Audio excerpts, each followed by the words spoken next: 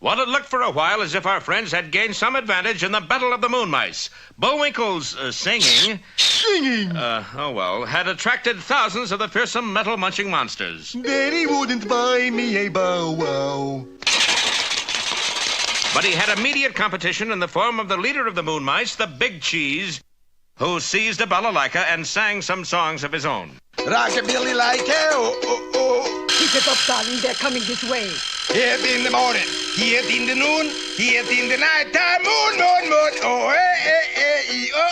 Darling. Yes, Nitish. When you sing like that, why do you go ooh, ooh, ah, ah? Why else? I get sick. Well, here they come. You ready to sign autographs? You said it, Nitish. Okay, you lucky rats. Step right up and... Oh, boy. You don't want my autograph. Darling, I think they want you. Sure enough, the disguised Boris was hustled off by the furious Moon Mice, and a moment later found himself in a nearby duck pond up to his neck in trouble. And water. The angry Moon Mice might have finished our story right there if a strange sound hadn't come through the air.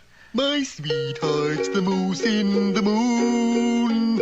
I'm going to marry her soon. Keep it up, Bullwinkle. They're coming back. Good. 'Twould give me such bliss just to give her one kiss. But I know that 100 I never would miss. It's working. They're all back. I'll go up in a great big balloon. Is that a promise? And marry that moose in the moon. Why are they applauding now? You said moon. So? Up there, that's like saying Brooklyn. Oh, and behind some dark cloud where no one is allowed. Allowed what? It don't say. I'll make love to the moose in the moon. Sing some more, Bullwinkle. I don't know any more tunes, Rock. Hooray! Well, you better think of some fast. How come? I think the natives are getting restless. Sure enough, deprived of their singing star, the mice were beginning to turn ugly. And that's not much of a tune. Quick, sing something, Bullwinkle. 3 blind mice, 3 blind mice. Not that, Bullwinkle. Don't you remember the middle part? About cutting off their tails, you mean? Oh, now you've done it. Pick another song before we're munched. But, Rocky, I gotta rest my tonsils sometime. But that's such a fierce-looking mob. And they're closing in. Boy, we could sure use a smart manager along about now. Aha! Allow me to introduce myself, you. Who are you? My cat. Colonel Tomsk Parkoff, showbiz manager. Teenage Idol's a specialty. Audience is controlled. Well, what have we got to lose? Just my voice is all. Now, look here, all you music-loving rats. You all want to hear your teenage idol sing, don't you? All right, well, we're going to hold a great big old concert in what's the name of place? Colossus Stadium, Colonel Darling. In Colossus Stadium, Colonel Darling. And all you mice is going in free. How about Boris, you're out of your mind. They go in the easy way. They come out the hard way. So that's Boris's explosive plan. You'll see how it works out next time in The Spies of Life, or When a Fella Needs a Fiend. And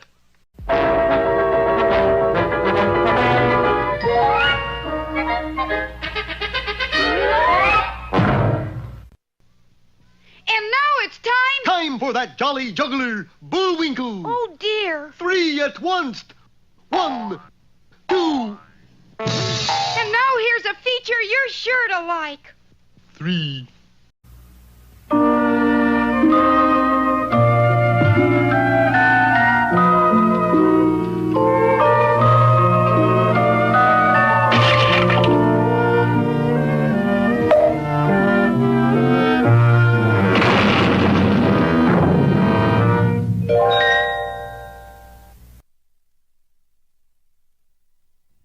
Once upon a time, in a large forest, there lived a woodchopper, his wife, and their 2 children, Hansel and Gretel.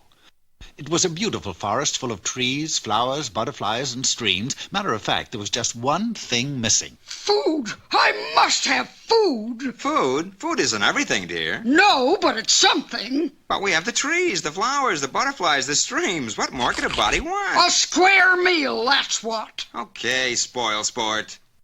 Now, you might think that in a forest as big as this one, the woodchopper would be able to bring back some game for the table. But a curious thing happened to him when he went out. He just couldn't pass a tree without chopping it down. Well, after all, a wood chopper is to chop wood. So, each night the woodchopper would come home with lots of logs, but no food. And what good are logs? You can't eat them. Who says? Yummy. Anyone for roast leg of log? I think we better split and get some food, Hansel. Yeah, looks like Mom's a little kooky. Kooky? I wish I had a kooky. So, taking a few precious grains of parched corn, the children set out for the forest. Hours later, Gretel began to worry. When we found food, how do we find our way back? Easy. Remember those grains of parched corn? Well, I've been leaving them as a trail so we can find our way home. Some neat plan, huh? That plan is for the birds. And so it was. The birds had eaten all the corn. Hopelessly lost, the children wandered about until Hansel suddenly bumped into something that wasn't a tree. Watch your step, stupid. You bumped right into that gingerbread house. Gingerbread house? Oh, isn't it cunning? Cunning? It looks good enough to eat. Have a piece of cheddar. I'm more of a shingle and doorman myself. And in a few minutes, Hansel and Gretel had eaten a big hole in the little house. Then, suddenly... Nibble, nibble like a mouse. Who is nibbling at my house? There's always a catch. You're a wicked witch, aren't you? Well, yes. And you got all kinds of magic powers, true? Well, no. You can't breathe fire and smoke? Nope. I just get dizzy. You can't summon up demons? I don't know. Hey, you demons! Tweet! You got no magic powers at all? Well, there is one thing I'm pretty good at. Turning children into aardvarks. Yeah, at that you're pretty good. But I don't really care much for aardvarks. Then why do you keep changing children into them? Because I care even less for children. Besides, I have the witch's tradition to uphold. Isn't there something you'd rather do? Oh, sure. I'd like to know how to ride a broomstick. Broom, boy. But what's the use? I'll never get off the ground. If I show you how to ride a broomstick, will you change Hansel back again? Of course. But you aren't even a witch. Oh, come now. There's a little bit of the witch in all of us girls. Give me the broom. Now, you take this broom. Yeah. And you twirl it all around. Yeah. Now you put it on the ground. Oh, yeah. And you sit right down. Yeah. Now you tell that broom. Boom, boom, boom, boom. Now you're on the roof. And sure enough, Gretel began to fly. Now me. But unfortunately, the witch hadn't asked how to turn the broom off. So, once she started it, she had to keep on going. And in a little while, she was in orbit around the Earth, where she remains to this day. But she did keep her word, for as soon as she had gone, Hansel turned back into himself. And so did aardvarks all over the world. In fact, aardvarks might have become extinct if it weren't for the fact that some aardvarks decided that they'd be happier remaining aardvarks. At any rate, Hansel and Gretel packed up the rest of the witch's house and started off. Of course, since they were in a magic forest, they soon came upon a huge talking duck. Oh, Duck, would you tell us the way back to our cottage? Je ne comprends pas. Yes, unfortunately, this was a French talking duck. But he indicated that the children were to get on his back, and down the river they went. After a long while, the duck said, Et voilà, nous avons arrivé. which is French for end of the line. Oh, joy! Home again! For there, sitting on a log, was their father, not with his axe, but with a musket. Father, why aren't you chopping down trees? Well, Gretel, I finally decided that all that glitters is not trees. You can't buy happiness with trees. Besides, I've chopped them all down. Now it's hunting. Hunting is the only thing. So, from that day on, Hansel and Gretel had plenty of food, and their mother never went hungry again. You know, sometimes I wish he'd stuck to his wood chopping.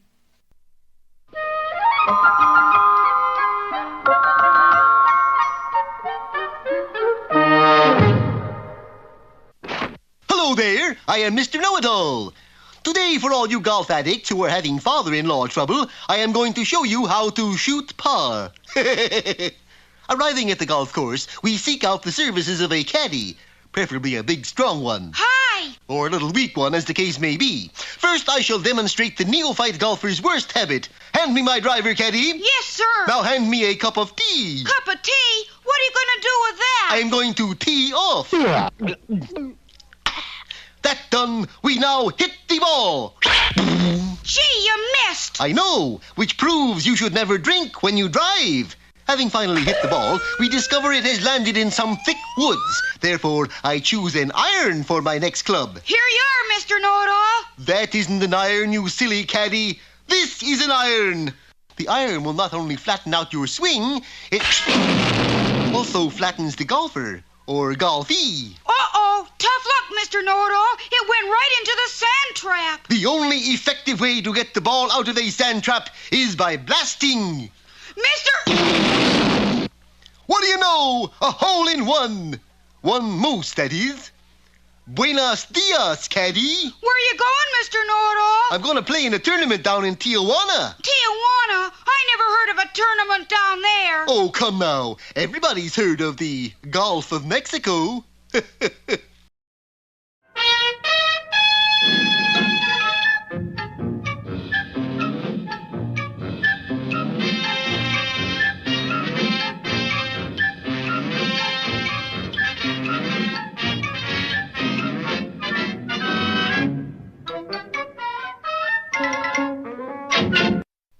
Hello out there. Peabody and Sherman here. The Wayback Machine, my incomparable invention for traveling through time, has been set for the year 1513. Which direction are we heading, Mr. Peabody? South, Sherman, specifically Florida, and our host will be the illustrious Spanish explorer Ponce de Leon, the man who sought the fabled Fountain of Youth. The Wayback took us way back instantly to a small clearing in the heart of the Florida Everglades. We saw no sign of Ponce de Leon or his men, merely a large tent with a white object flying above it. Ponce de Leon's flag, Mr. Peabody. That's no flag, Sherman. That is a baby's bib. What's more, as we rounded the tent, the clearing abounded in diapers, and there, slaving over a washtub, was the distinguished explorer. Oh, Mondays. How I detest Mondays. Buenos dias, Ponce de Leon. Buenos dias. Ah, tourists. You are on your way to Palm Beach, no doubt. No, Mr. de Leon. We came to see if we couldn't help you find the Fountain of Youth. Oh, that's very noble of you, but it has already been discovered. You found it? Oh, not me, my men. That is them over there playing with blocks. They were grown men when they reached the fountain, and they were very thirsty. Drank too much? See, now instead of blowing taps each night, I play Brahms' lullaby. Oh, it's very degrading. We accepted Ponce's invitation to stay for lunch and sat down to a large bowl of mush. The luncheon progressed nicely, although I was forced into burping Lieutenant Rodriguez, 3 months of age. We were about to embark on a custard pudding when Ponce noticed that one of his men was missing. Corporal Gonzalez. He's not in his high chair. A quick search of the grounds turned up nothing, not even a clue. Oh, that's not like Gonzalez to go AWOL. He was always a most conscientious soldier. He would not crawl away. Gee, Mr. Peabody, a little baby like that lost in the Everglades. Perhaps he was thirsty, and if he was thirsty, he may be heading for the fountain. Quick, Ponce, lead us to the fountain.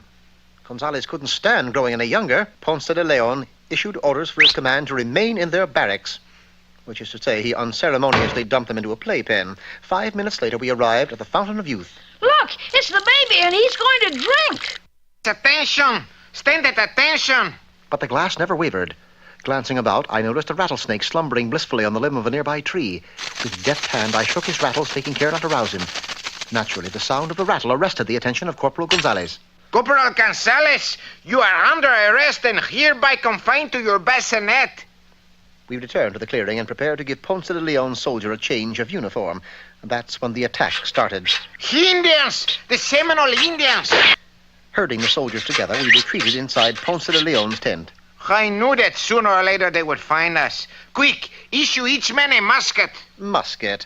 They can't even hold a bottle. What'll we do, Mr. Peabody? We're outnumbered. Only one thing to do, Sherman. Fight fire with fire. I waited until darkness, then crept slowly out of camp. Then suddenly, I was in the midst of the Seminoles. Why we not attack 'em in darkness? Why must Indian always wait till dawn? We take pictures of battle. No got flash bulb for night fighting. Assured the Seminoles wouldn't attack till daylight, I continued on. Then early the following morning, I rejoined Sherman and Ponce.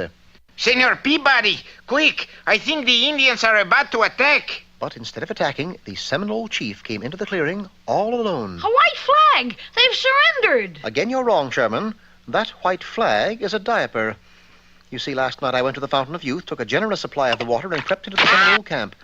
While the Indians were sleeping, I spiked their water supply. But if that is true, then the Indians are... Babies? Yes. And at that very moment, 4 of the most ferocious braves crawled out of the brush.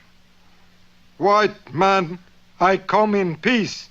I have talcum to trade for diapers.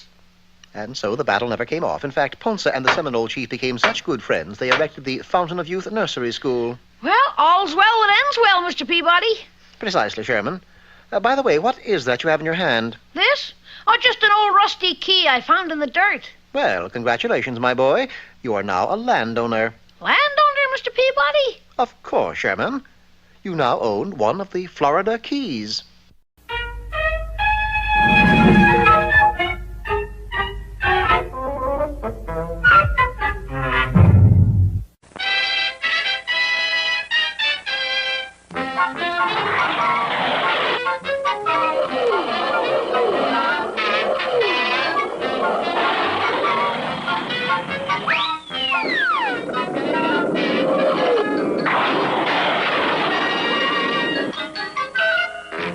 Well, Bullwinkle's new manager, Colonel Tomsk Parkoff, who is really Boris in disguise, is fixing things for Bullwinkle's first concert for Moon Mice at Colossus Stadium. And the first thing we fix is you. What's the matter? You got to have glamour, son. Glamour? Like this. And the Colonel dressed Bullwinkle in a sequin jacket with neon lapels, gave him a pair of snakeskin shoes with cerise laces, bleached his hair blonde, and combed it into a pompadour. And just before you go on, we spray your antlers with gold paint. I don't know about that. I wouldn't want to look conspicuous. A few minutes later, our boys arrived at the enormous saucer shape of Colossus Stadium. It was already jam-packed with moon mice. And now, Mr. Golden Throat, a present from your fans. What is it, Colonel Tomsk? Electric ukulele. Thanks a mill, Colonel Tomsk. Let me plug it in for you. It's the least I can do. Boris, darling, you flipped. Don't you believe it? And opening a door in one of the columns that supported the huge stadium, Boris revealed a frightful sight. Darling, he's full of TNT. And so is this one. And so is this one. Whole stadium is regular living bomb. How is it wired to go off, darling? How else? Look. You mean? Yes. Moose's electric ukulele. The score he hits will be his last. But won't we blow up all metal munching mice, too? Of course, Natasha, but there's plenty more where they came from. But at that moment on the moon, high above, Boris's superior, Mr. Big, received some startling news. We've run out of materials, Mr. Big. There's not another moon mouse to be made. Oh, it really doesn't matter. There's 100,000 of them down there already, and they should have finished their terrible task by now. I think I'll go down and check up. And a few moments later, a strange-looking craft with Mr. Big inside was plunging toward the earth. Unaware of the superior's approach, Boris and Natasha watched with their fingers in their ears, while a little distance away, Bullwinkle prepared to make his debut. But just before he entered the stadium... Did you tune your ukulele, Bullwinkle? Shucks, no. I'll do it right now. My dog has... Well, that's that, Natasha. Not quite, darling. Look. Sure enough, the TNT in the supports of the stadium acted like a series of giant rockets, and the enormous bull was flung upward into space. In just a few moments, it neared the spaceship occupied by Mr. Big. There was a sharp collision, and the saucer continued unharmed, clear to the moon. Mr. Big's ship wasn't so lucky. Bullwinkle, you did it! They're back on the moon! Oh, happy day! Oh, joy bells. Oh, phooey! And look who's here, darling. You know, Badinov, a funny thing happened to me on my way to the Earth this evening. Mr. Big! We regret that this scene is so horrifying that it may not be shown to a family audience. Well, Bullwinkle, the moon mouse caper is over. The country is saved. So how come you're so sad? Well, I never did get to sing my song. Well, go ahead. We'll listen, won't we, fellas? You bet, Rocky. Didn't he? Are you some kind of kook? Look, earplugs. Give my regards to Broadway. Remember me to Herald Square. Who's he? He's a friend of mine in New York.